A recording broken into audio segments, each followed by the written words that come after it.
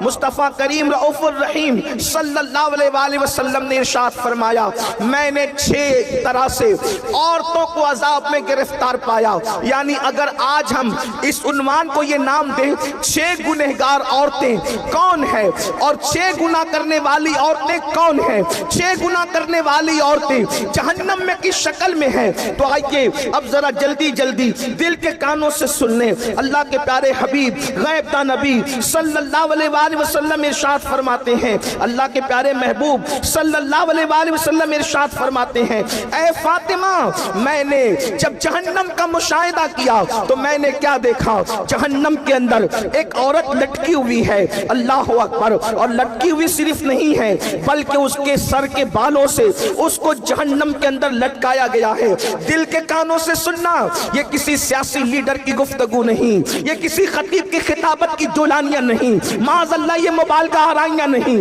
بلکہ یہ اس رسول کا فرمان ہے جس نے اپنی زبان کو اتنا محتاط رکھا جب تک کہ حکم الہی نہیں ہوتا اس وقت تک زبان رسول کو جنبش نہیں ہوتی. اللہ اکبر, وہ زبان کیا تھی, کن کی کنجی تھی, وہ منہ کیا تھا, اللہ اکبر, وہ دہانے مبارکہ کی شان یہ تھی. میرے امام کہتے ہیں وہ دہن جس کی ہر بات تو وحی خدا, چشمہ علم و حکمت میں لاکھوں سلام, وہ زبان جس کو سب کن کی کنجی کہے اس کی نافذ حکومت پہ لاکھوں سلام. اللہ کے سچے سچے نبی صادق و مصدوق فرماتے ہیں ایک عورت کو جہنم میں لٹکایا گیا ہے, اس کے سر کے بالوں کو باندھ دیا گیا ہے اور اس کا حال یہ ہے اس کی کھوپڑی کھول رہی ہے, جہنم کی آگ سے اس کی کھوپڑی کھول رہی ہے. ذرا اندازہ تو کرو اے خاتون جنت کی کنیزوں, اگر بتی کے چٹکے کی تاب نہ لانے والی میری بہن, اگر صرف جہنم میں تجھے لٹکایا جاتا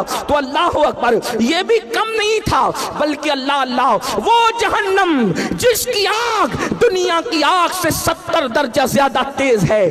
کوئی برداشت کرنے والا, بڑے سے بڑا قوت والا, بڑے سے بڑا طاقت والا. تمہیں پتا ہے دنیا کی آگ پتھروں کو نہیں جلا سکتی مگر جہنم کی آگ اتنی تیز ہے جس میں پہاڑ بھی